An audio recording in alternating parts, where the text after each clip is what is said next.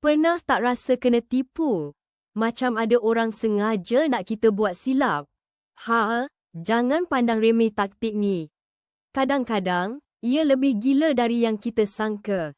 Ini bukan pasal kekuatan semata, tapi pasal otak yang cerdik. Kadang kita jadi bodoh, tak sedar kita diperdaya.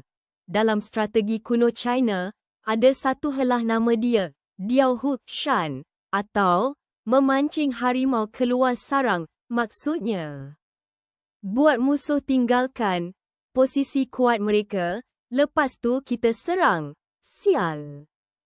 Harimau tu ingat dia selamat, padahal dia dah kena pancing keluar. Dari medan perang sampai bisnes, helah ni memang berkesan. Tapi ingat, jangan sampai kita pula yang jadi harimau yang terperangkap. Jadi, lain kali nampak peluang, fikir dua kali. Siapa tahu, itu cuma umpan bodoh. Belajar dari sejarah supaya tak kena tipu.